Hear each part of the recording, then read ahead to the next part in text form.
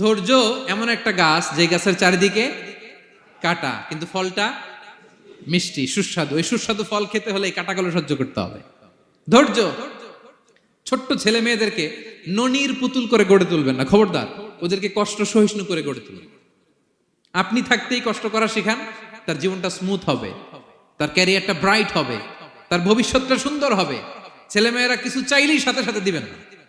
অনেক বাবা মা আছে এত আদর করে, এত বেশি আহ্লাদ করে, যা চায় তাই দেয়, পরে হিতে বিপরীত হয়, ঠিক কিনা? ছেলে মেয়েকে অভাব শেখান, ছেলে মেয়েকে কষ্ট শেখান, ওদেরকে সংগ্রাম শেখান, প্রতিকূল পরিবেশে কি করে টিকে থাকতে হয় এটার সবক শেখান। সেদিন লোকমান তাই করলেন, ছেলের সবর শিখাইলেন যে বাবা ধৈর্য ধারণ করো, আতঙ্কিত হবা না। জীবন এটা সহজ নয়, জীবন চলার পথ সহজ নয়, এটাকে সহজ করে নিতে হয়। কখনো সবর করে, কখনো ক্ষমা করে, কখনো অন্যকে ইগনোর করে, কখনো দোয়া করে, কখনো আল্লাহর উপর তাওয়াক্কুল করে, ঠিক কিনা? ছেলে মেয়েকে আদর করে বোঝাবেন, বাবা এখন তুমি বাবার হোটেলে খাও, মায়ের হোটেলে ঘুমাও। সারা জীবন এমন চলবে না, দুনিয়াটা বড্ড কঠিন, এখানে কেউ কাউরে জায়গা করে দেয় না, নিজের